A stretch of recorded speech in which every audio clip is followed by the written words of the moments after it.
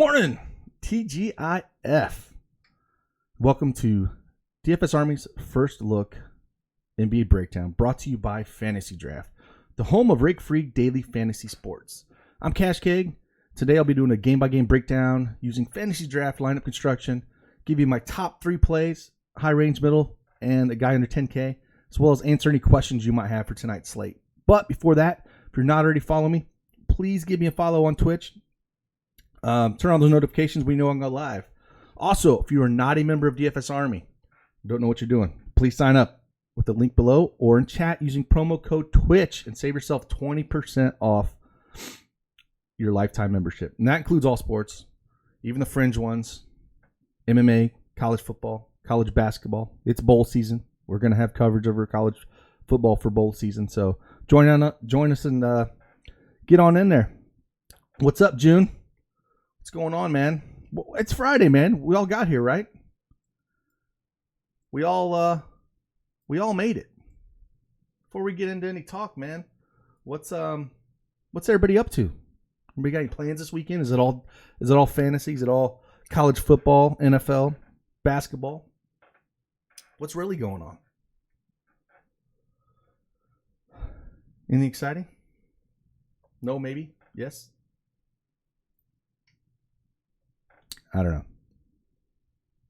I'm just playing DFS. I ain't doing anything this weekend. Just ordered Popeyes. Now, you're going to try that sandwich for the first time. Now, you didn't stab anybody or sell a kidney or a liver to get it, did you? I heard some crazy stories and saw them on YouTube with people that sandwich, man. That's insane. I don't think you need to go that far for a sandwich. It can't be that good. I mean, it's just a sandwich, right? Wife says Christmas shopping. Oh, man. Yeah. I know how that is. I don't think we're doing it this weekend. I hope not. Thank God for Amazon, right? Unless your old lady Uber driver did. Yeah, maybe she did, man. Maybe she had to stand in line and shank a few people to get that chicken sandwich for you. So hope you tipped her good. Yeah, I don't know. I've never tried that. So we'll have to give it a look. But yeah. Let's first look at the news today, man. It's a big 10-game slate. We got a lot of news. Again, up at the top, we got Vucevic still out for Orlando, so we're going to see probably Birch start again with Bamba, picking up some of those backup minutes. So Aaron Gordon's probably going to be a good play in Isaac. We look over at FantasyDraft. They're pretty cheap still. Thanks for the follow there, Buckeyes. Appreciate it, man.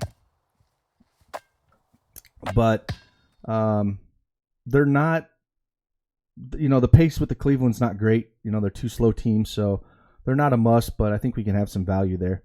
Kyrie Irving's still out, so of course we have Spencer Dinwiddie. He's going to, continue to get all the usage he can handle. He's up to just shy of 34%. Just a little over 1.3 fantasy points a minute. Playing Charlotte, which is a pace down team. But there's some pieces there I think we can look at, and it'll be overlooked on a 10-game slate. Thomas Bryant is out. He's got that foot. He's probably going to be about 3 weeks. So we got Wagner still in our lives. Mahimi came back, played about 12, 13 minutes. I don't think he's there, on a back-to-back. They might not play him at all, or maybe they'll play him just a little bit. I don't think they're going to rush him out there. But we do have in that same game, we have McRae still out, and Isaiah Thomas is questionable. If Isaiah Thomas is out again like he was last night, we're just going to keep loading up on Ish. If you didn't have Ish last night, you probably weren't cashing in anything. He crushed his value. What's up, Joey? How you doing, man? Yeah, it is fantasy playoffs, man. Whoever's in fantasy playoffs in football, man, good luck to you guys and season long. Hope you guys crush it. Get in there what season long says and grab that info, and hopefully you guys can crush it. But again, going back to Washington, with McRae out, Bertans is still going to pick up a lot of that 3 work, and Troy Brown as well. I really like those guys. So it's one of the, they're on a back-to-back, but they're playing Miami. It's not a great matchup. I kind of like a lot of the Miami guys on that side, but I still think there's some pieces on the Washington side you can look at. LMA is questionable for the Spurs. So Jakob Poeltl's a guy that we can look at again. I really like him on FanDuel at his price at center. Of course, if LMA is out, then we got to look at Rudy Gay. We need to look at DeMar DeRozan. Those guys' usage pick up, and they need them for the scoring. So Andrew Wiggins is questionable. That's kind of a big one there. They're playing OKC. That's a team he kind of crushes against. So if he's in, I love Wiggins in that matchup. If not, though, maybe T gets in the starting lineup. We know Cat's going to put up a lot of usage, a lot of shots. And then maybe Culver could start, in that position. And then, you got to look at maybe a little Rocco. But basically, it's just Cat for me if Wiggins is out. Smart is questionable again. So, if he is out, I don't like that matchup. It's a real slow matchup against Denver. Both good two defensive teams. You could look a little bit at Walker, I guess, but it's just not a great game for me that I want to attack at all. Denver blew out the Knicks, so there's really no worry about like on a back-to-back minutes wise. But it's just not the best matchup on a 10-game slate. Justice Winslow is questionable. Dragic is already out for Miami.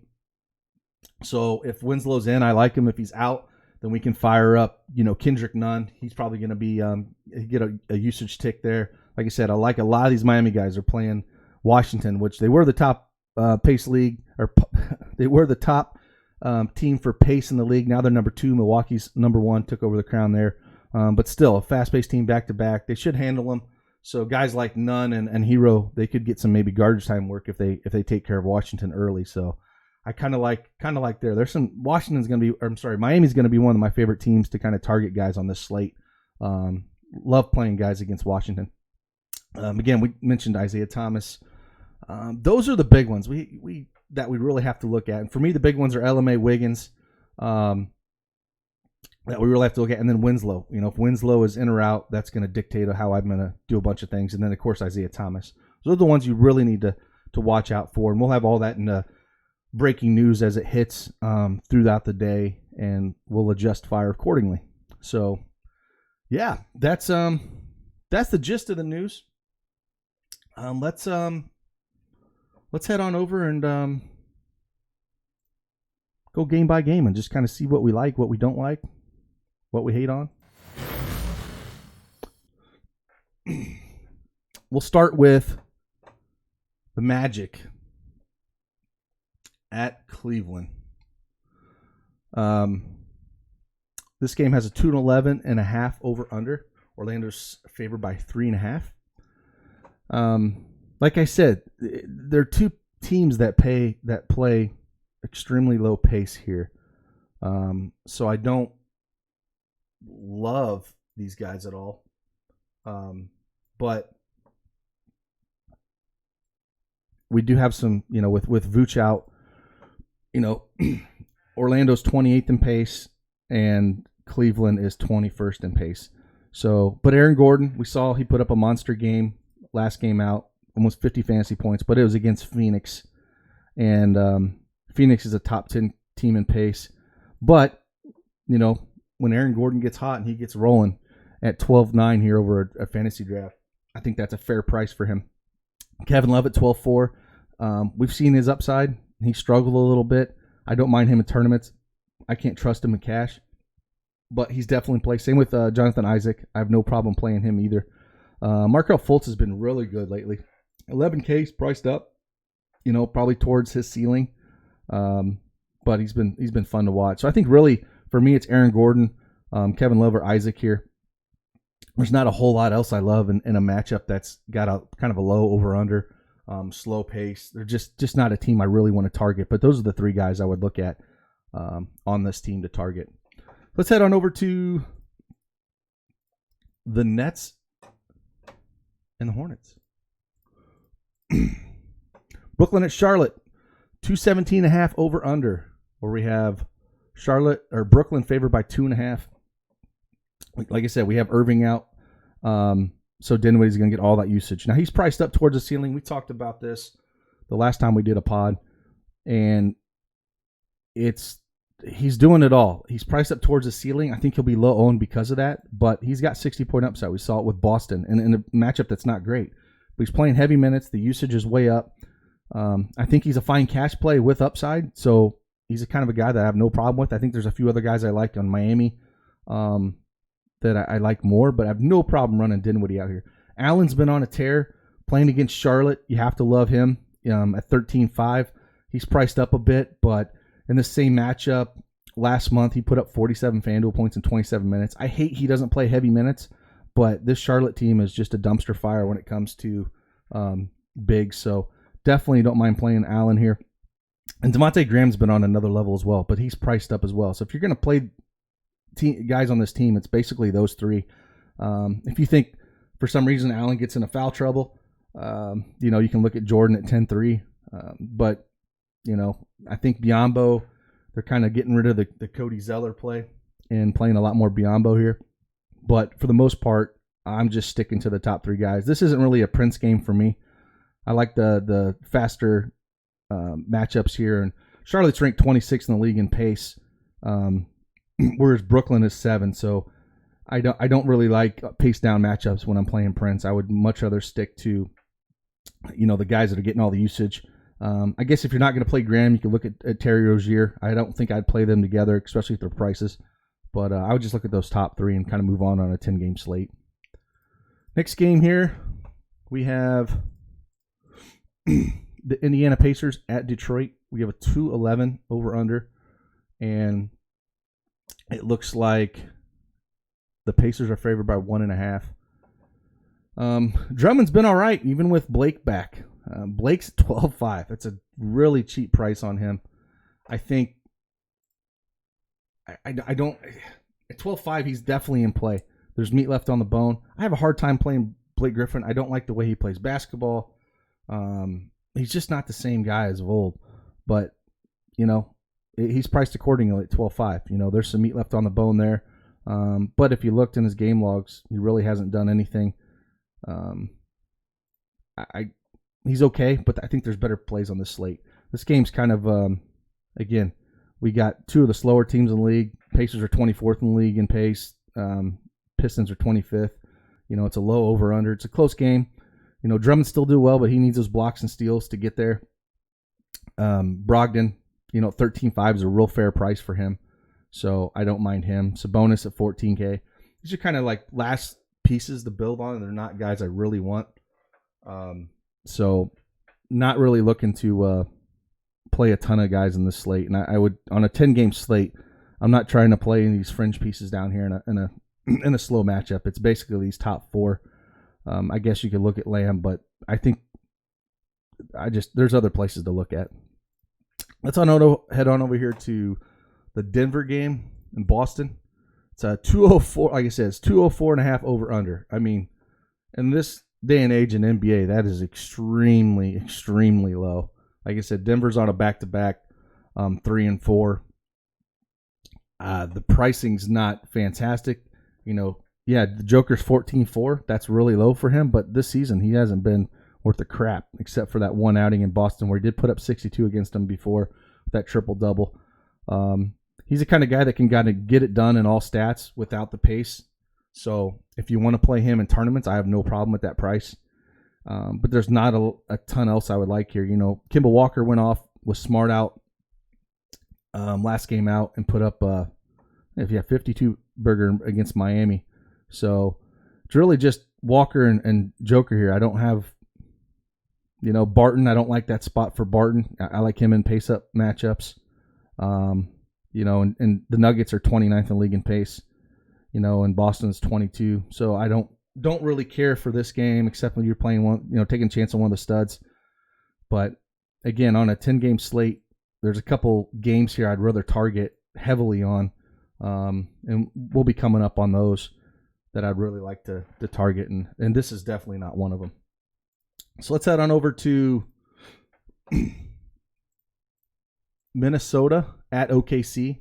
It's a 220.5 over under with OKC favored by 3. I said the big news here, we got to wait on Wiggins. Wiggins tears up OKC if he plays them for whatever reason. So if he does play at 13.5, I have a lot of interest there. Karl Anthony Towns, if Wiggins is out, you have to like Cat. At 18.5, I still think this is the slate, and we'll get to it. And it's a Giannis slate, that's the guy we're going to go after, and he's only $1,500 more than Cat is, so he's the guy I'm targeting. SGA, you can look at him. Schroeder, I don't mind, in this matchup. Again, Minnesota sucks at defense. They're, number 4 in league in pace, so they're a pace-up team here for OKC. OKC's kind of, where's OKC at in pace? They're bottom league, bottom 10 league, 23rd in pace. So I don't mind some of these OKC guys, again, playing up in pace against Minnesota. Chris Paul's fair. I don't really want anything to do with Adams, with Cat, dragging him out the 3-point line. Basically, for me, it's Cat. If Culver does start, he's interesting at 9.9, but it's not like we're getting him super cheap. Or if we get Teague to start at 10.1, that's an interesting price on him. And then basically it's just SGA or Schroeder here. But nobody that I have to play. It's nobody that I'm just absolutely in love with playing in this game. Unless Wiggins is out, and then, Cat's going to get all the shots. So, I guess Robert Covington at 11.3 is a little interesting, but I need Wiggins to be out just, so I can get a few more shots. What's up, Big Show Brandon? How you doing, man? Hope you're feeling better. Let's just move on to the next game here. Warriors at the Bulls. 214 over under. Chicago favored by 5. D-Russ screws everything up for this Warriors team. He really does. When he's playing, I just want to stay. This is like a stay away spot for me. Played 24 minutes, but he mucks everything up. He mucks all the usage up until he's going to be playing 35 minutes and rolling. There's not a whole lot to love here for him. This just entire team, it hurts Burks. Chris Dunn is interesting. Not so much here on FantasyDraft, but on FanDuel. On FanDuel, he's 5K. So for me, it's like between him and Kendrick Nunn at 5,100 over there on FanDuel, the guys I want to play. He's been starting with Chandler Hutchinson out and mid-range. He ain't gonna kill you, but I don't really like this price over here on FantasyDraft for him. I prefer him over on FanDuel a little bit. But yeah, playing a team like Golden State, that's about it. The only other guy I'd rather play is Zach LaVine. I mean, he's been on a tear. Put up almost 60 against Golden State 3 games ago. So if you're looking for upside, you're paying for LaVine here, but I really like him as a GPP play. The Bulls can't rebound. So if you're looking for, some rebounds, if Draymond plays 11-6, kind of interesting, but they're just spreading all these minutes out. I mean, Golden State really just wants this whole damn season to get over. They could care less if they win or whatever. Like, they don't, they've been winning for so long and having everybody hurt. They don't give a damn right now. So it's really hard to play these guys when you get, Russell and some of these guys in here. They're really only playable for when they have injuries, and today's not one of them. Let's head on over to one of my favorite games where we have Washington at Miami. 234.5 over under. Now, we do have Miami favored by 10, but Jimmy Butler at 15-2. Bam Adebayo at 13-3. This is one of my favorite mid-range plays on the slate. This is the old keg lock for the mid-range play for Bam at 13-3 against Washington. With, we don't have to deal with Thomas. He's going to have, Mo Wagner to deal with. There's nobody that's going to be able to stop Bam in this matchup. And a pace up here where you have, like I said, Washington's, number 2 in the league now in pace, and Miami's 18th. It's a pace matchup for Miami here. You got to love these Miami guys. Jimmy Butler, 15-2, have a lot of love for him. Even on FanDuel at priced up. If Winslow's out, it just helps these guys. Even down here, Kendrick Nunn. I have a lot of interest in Kendrick Nunn at 9.2 if Winslow is out. If he's in, I still think he's playable, but if he's out, I have a lot of interest in Kendrick Nunn at 9.2. And if Winslow is in, I kind of just want to move down here to Kelly Olynyk. No one's going to play him. Everybody's going to go to Nunn here. If you look at his game logs when he is playing, he has some upside games here, and at 9K, there's a lot of meat left on the bone, and maybe he does get some garbage time run here. Well, if they get up, So I'm going to throw Kelly Olynyk here as my low play. Like I said, if Winslow is out, I would move that down to Kendrick Nunn. He would be my favorite under 10K play. But if Winslow is in, I'd rather play the low Kelly Olynyk and just try to get over the field here because no one's going to play him on a 10-game slate. And he's very interesting to me here. Tyler Hero's another guy. If Winslow is out, I have a lot of love for Tyler Hero. It's just a great matchup for Miami, and all these guys are in play. On the Washington side, again, if Isaiah Thomas is out, Ish Smith at 7K, this is going to be like almost a lock play at 7K for me. The minutes that he's going to play, I know it's on a back-to-back, but at 7K, he's going to be super chalky. He's the low-owned lock play. You just throw him in there on the Washington side, but we need to know if Smith is out.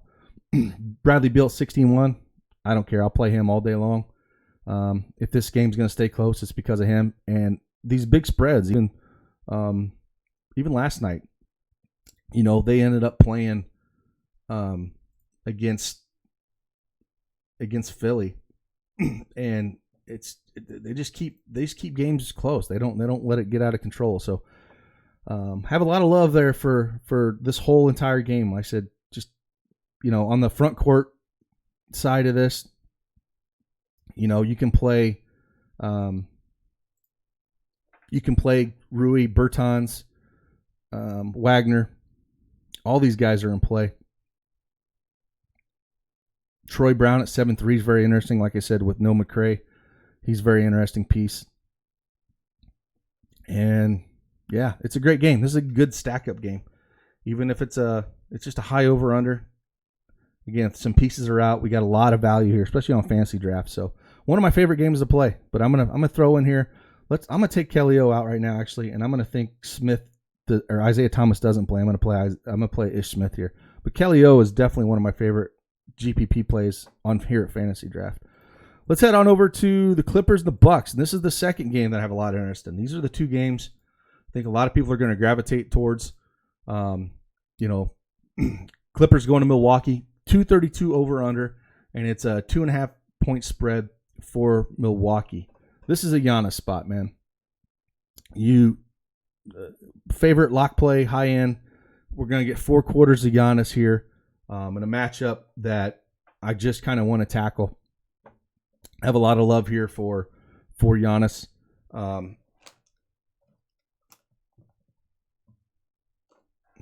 Definitely a guy I want to look at. On the other Milwaukee side, Middleton's a little interesting here. I don't think it's not a great matchup for him.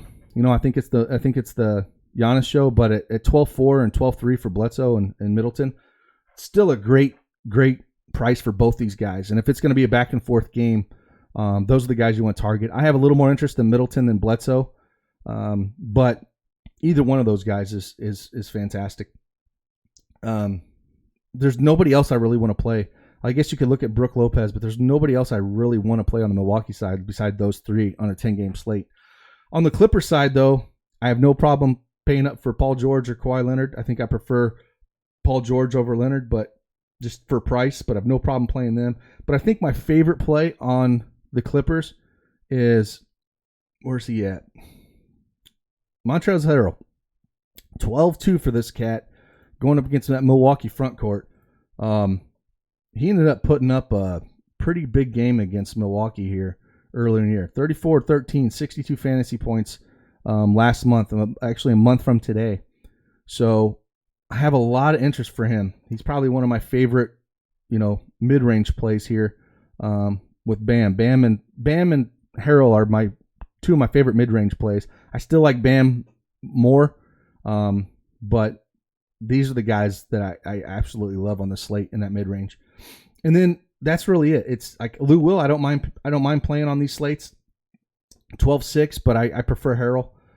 This should be one of the best basketball games on the night just to watch, period. A lot of up and down, competitive, a game held. This could be the championship game, down the road in June. So, real interesting. Love it. Play both sides of it. Everyone's kind of priced up in this matchup, so you're not going to be able to stack it too heavily. But I think you can easily run. You're going to want at least one guy on each side, but I think you can run maybe 2 on each side, maybe 3 on each side. But they are priced up, so you really got to pick accordingly. But for me, it's Harrell on the Clips, and then it's Giannis on Milwaukee side of the guys I want to target. Let's head on over to the Kings playing the Spurs. 215.5 over under. Spurs favored by 4. There's, LMA. If LMA's out, DeMar DeRozan 13.9. I would rather play Buddy Hield here at 13.8. I prefer him, going up against the Spurs backcourt.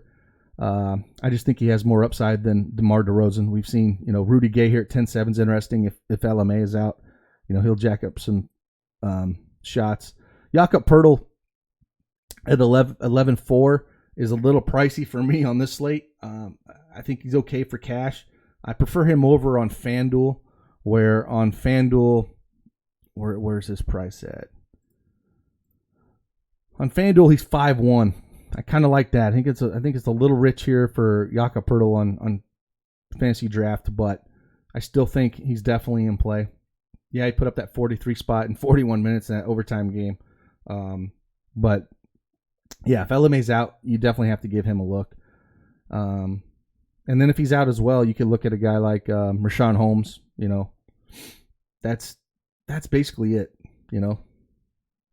We saw that massive game by Lonnie Walker last game out. Played 34 minutes. Excuse me. That's a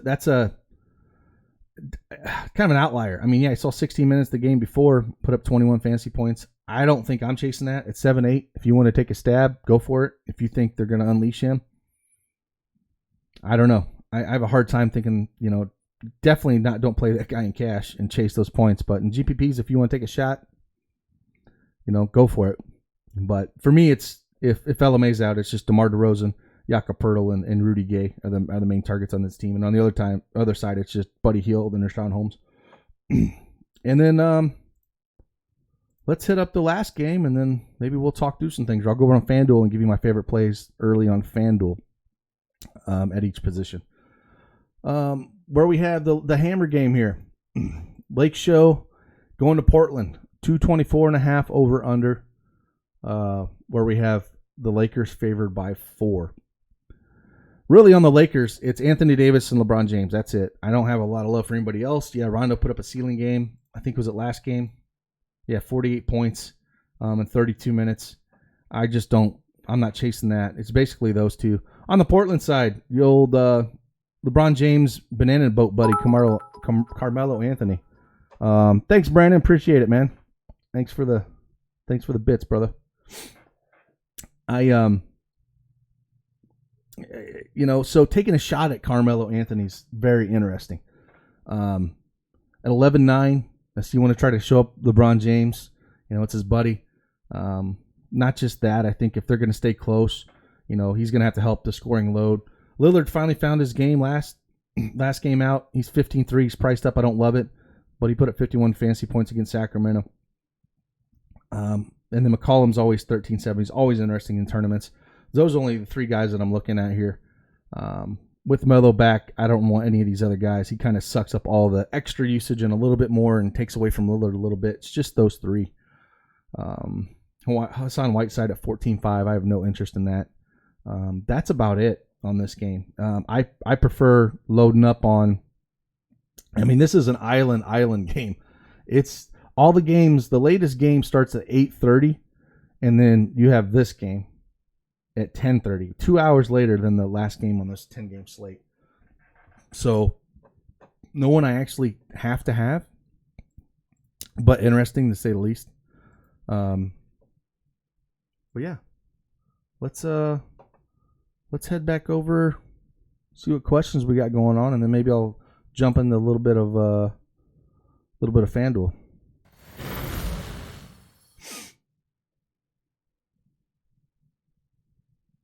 What's up, Redhead? How you doing, man? It's Friday. Happy Friday. What do you guys think? What are you guys' favorite games, man? We know who's going to win that Milwaukee Clippers game, and I hope Madness isn't in here because I've got to hear all the stinking Milwaukee talking.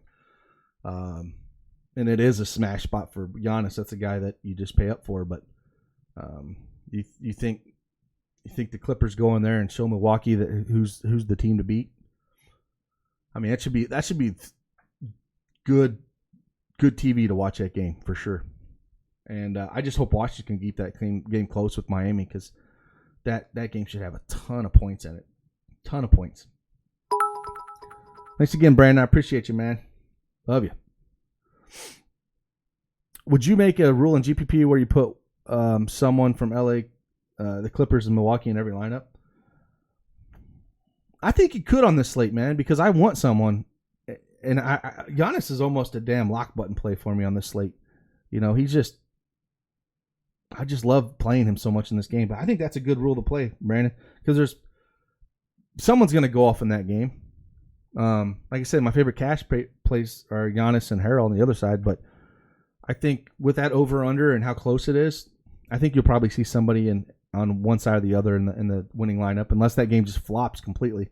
But that's a good rule to put in. Kind of like it. I wouldn't go crazy with it, but one on each side is not going to hurt anything. For sure.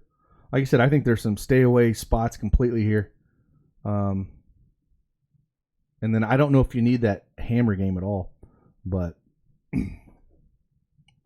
Redhead says, after the Nuggets blew out the Knicks last night, the Stars got minimal run, meaning the back-to-back and Celtics hardly affects them. I like the Nuggets a lot here if it's going to be a close game. Yeah, it's just a slow game, man. It's just, yeah, I agree. It's definitely not really a back-to-back for them because they didn't play a lot of minutes, but it's just the game environment itself, you know, Joker doesn't really matter. I mean, he'd rather have a slow-paced game. You know, he can get his assists and rebounds regardless. But it's just a game I don't absolutely love and want to have a ton of. That's all. Your fear is Giannis guards Kawhi or PG. I just think it doesn't matter with Giannis. I think, I don't think it. I don't know. I mean, if you fear that, Brandon, if you fear like Giannis guarding Kawhi or PG, and that's going to hurt him on the other side of the court, then load up on Middleton or Bledsoe. If that is your fear 100%, then load up on those guys because someone's going to have to do the scoring. And to me, it's Middleton. If you're scared there, I think Giannis is going to be extremely high owned on this slate, but I can see that. I mean, it makes sense if that's where. Oh, you're scared on that side. Yeah, I'm not scared of that. Giannis is his own guy, man. Like if it was anybody else guarding Giannis, I would worry about it. But that dude's length and size, I don't give a crap, man. Lou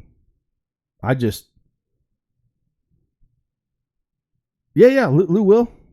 Both those guys, Lou Will or Harrell. You could play both of them together. You know, like I said, they correlate real well together off the bench. But I just that whole game, you're going to want a piece of it somewhere because I think they're going to go back and forth. They're both healthy. You know, it should be a fun one. Real fun one to watch. If you're going to watch one NBA game, that's the one to turn on 100% of the time. 100% of the time.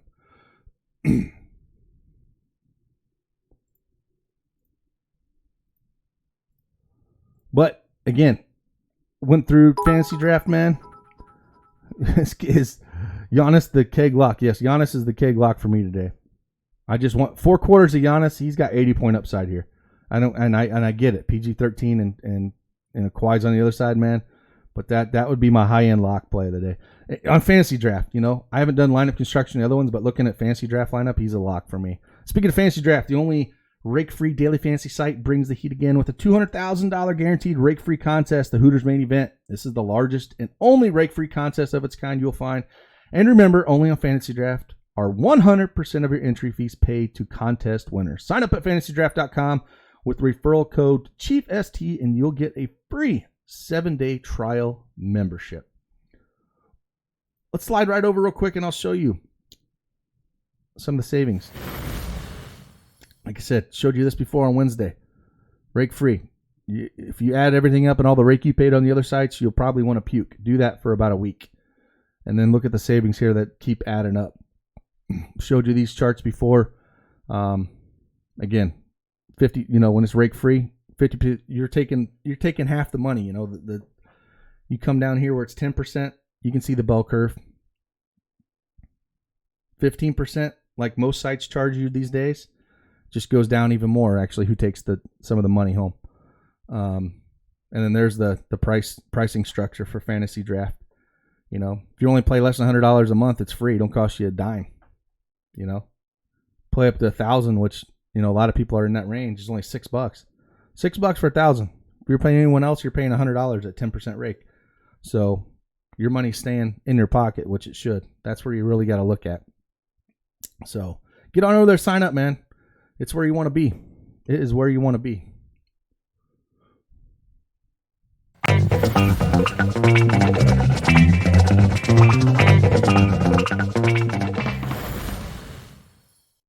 Let's see what's up here.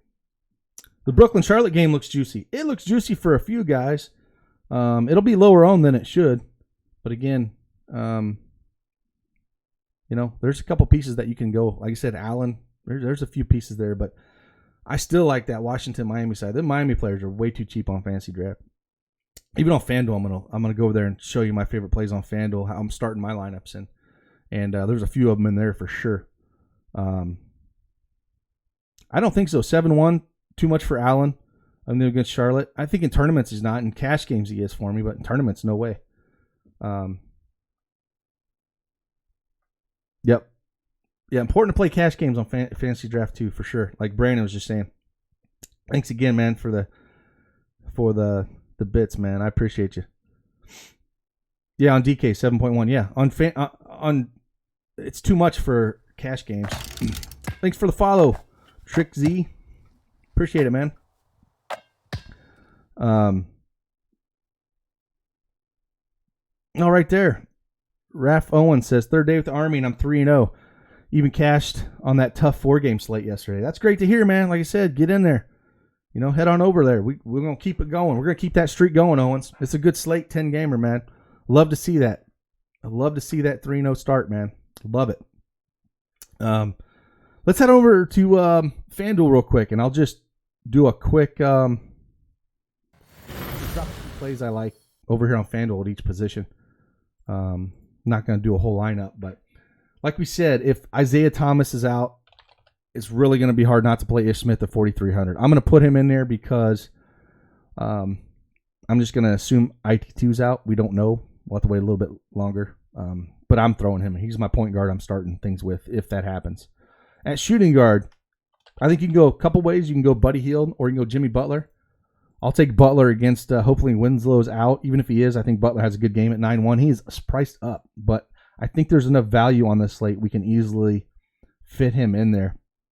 If LMA is out, and we can throw in our center. And speaking of center, I'm just going to think LMA is out here. So Jakob Poeltl, we're just going to throw him in there at center at 5,100. I think he's going to be extremely popular cash center if LMA is out at that price. And that's where we're going to throw that in. Power forward, I talked about it over at Fantasy Draft. We're going to throw good old Bam 7,800. There ain't nobody in Washington going to be able to stop this guy. I think he could be easily like a 40-point floor with upside. So love that. And you guys should know where I'm going with small forward. I'm throwing Giannis in there. So those 5 are my favorite 5 guys over at FanDuel. And you still have 5,300 average salary to play here. And we got some Washington, like I said, front court guys we can look at. You know, we got some cheap point guards. I think right now I'm looking at like cheap point guards. Kind of mid-range shooting guard, paying down at that second small forward slot, especially if Wiggins is out. We got guys like, you know, or LMA's out. We guys like Rudy Gay, Okogie, Culver, stuff like that. So that's kind of what I'm looking like over on FanDuel. Go back. Questions with. So mostly reaction on FanDuel and Fantasy Draft. Not a big DK guy. I actually won both my 6-figure 100K wins in NBA on DraftKings. I like playing DraftKings more tournaments when I have time, but you need to sit by the computer from the time you put your lineups in until the last game locks if you're playing DraftKings. If you step away from it and news hits, you are going to lose in those tournaments. My big thing lately is both FanDuel and DraftKings on these big tournaments that I like to play in MME have been raking you at almost a 15 to 16% clip. And if you don't have something, and they're so top heavy, if you don't have something in the top 10, then you're going to lose that day. It's the nature of it going into them. I know it when I play them. I've had both my huge hits and tournaments have been on DraftKings. I still play on occasion, but that night I have to make sure that I'm just going to babysit those lineups all night long. And some nights I don't feel like it, so I'll play FanDuel and FantasyDraft. Don't feel like playing the rake sometimes. I'll play FantasyDraft only. So I'll come in here and I'll do a DK show next week. The hard thing with doing DK shows for doing breakdowns is the multi-position eligibility. So you have guys, you can basically play whoever you want on DraftKings, just the best plays, because they have, most guys can play 2 positions. So I hope that answers your question there, Redhead. But that's a quick breakdown of everything, man. That's where we're looking. Again, I might play all 3 sites tonight. It's Friday. It's a great 10 gamer. Got to wait on that news, man. Yeah, appreciate it, Break Show, Brandon. Thanks, man. Yeah, like Brandon just said, if you play $100 on DraftKings, you should lose 15. It's just, if you're gonna play DraftKings, I really like to have that tight core. I'm going 70, 80, 100% on some of those guys. And, I'm running one unique if I'm running 150, a tight pool, and hope I'm on the right guys. And I got a bunch up there, because if you're spread too far out on these contests on FanDuel and DraftKings where you're not, if I have a 40, 50 man pool and I have ownership spread out everywhere, I'm going to lose just because of the top, how heavy these let's go over there and I'll look at DraftKings real quick. Let's just head on over and I'll show you. Just the way they've been doing things. Like this tonight, the $15 tournament, right? It's almost got a 15% rake on it. 15%, $15. Right? It pays 25% for first. Top 10 is 45%. If you don't get a winning lineup in the top 10, you are losing money. 25 to first. Like, I get it. It's $100,000. And when you play this, I would never throw just one lineup in this, because I'm not saying you can't win it, but your odds are extremely low when you have multiple pros running 150 lineups in it. If I'm playing this, I'm maxing it 150. If I run 150 lineups in this, it's going to cost me over $2,200 to play this tournament. So if I'm spread out and I don't have one that hits the top 10, I'm automatically losing money. So keep that in mind in your contest selection. When I'm playing that, I know that more than likely I'm going to lose money if I don't have one in the top 10. Again, I play them. I've won 2 of these for $100,000. One this year and one last year. But that's the nature of the beast when you're playing these things. I would much rather play, if I was going to play something, play this, and you're going to play something higher, play this 3-entry max. It's only ranked 10%, right? $200. Now, wait, never mind. Again, it looked good from the outside until I clicked on it. 20% for first. The top 10 is 61%. 61% is the top 10 is paying out here. So you need to look at these things when you're doing your contest selection. The $40 single entry.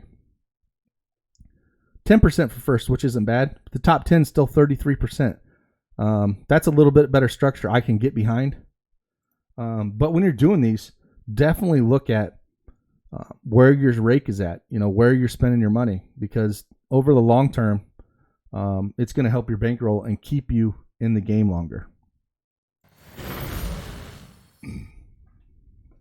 My best spink this year's on DK was a night I didn't plan on playing and turned a quarter and $18. I was living, I didn't play my usual contest. Yeah, that happens to all of us, man. You make an awesome lineup and it's not in the right contest. Yeah, like I said, I play all the sites, but just take a bit of time before you start entering a bunch of things. And like I said, I even though I know that contest is bad, I will play it once in a while. But if you play that contest, the big one on DraftKings for 100K up top, 150 max, it is extremely hard to profit long term in that thing. Take your chances at it is what I'd say if you're maxing that thing. Take your stabs where you feel good about the night, some good chalk you can get way over the field. One thing I love about 10-game slates is the ownership percentage lays out. So, you know, your chalkiest guy on a 10-game slate might only be like 25%. Where if I go 80 or 90 or 100, I'm way over the field. Where like on that 4-gamer last night, you know, you're going to have guys that are 70%, 60, 70% owned, where it's a lot harder to get over the field on certain guys that you really want. So just keep that in mind. And yeah, man, 10-game slate. Pump. Love it. Get over there in fantasy draft. You know, save that money. Don't give it to the man. Don't give it to the man. If you're a casual player, that's where you should be playing first. Then head on over to these big boy sites, FanDuel, DraftKings, that rake the crap out of you. Yeah, see, everybody's got a story. There's a story right there from June talking about it. Could have won 10K, you know. It's one of those things. It's part of daily fantasy, you know. But hey, you got a story out of it, right? But yeah, again, 10-game slate. I appreciate all of you, man. If you guys got any questions, I'll sit around and answer it. If not, I'll start heading over to start working on these sheets. Again, 10-game slate. Head on over to DFS Army. Use promo code Twitch. Link in chat or below. Sign up. Be like, where's our boy at? I just signed up 3 days ago. And a 3-0 start to his night. Yeah, old Owens. Owens 3-0. Been in the Army 3 days. 3-0 in NBA. You got to love to see it. Head on over. Sign up. Let's get after it, man. Enjoy your Friday. Like I said, college football's here. College basketball. Got it all. MMA. It's covered. PGA's coming around the corner, man. Another great slate. Let's attack it. I love it, each and every one of you, man. Let's keep grinding. Let's go. Deuces.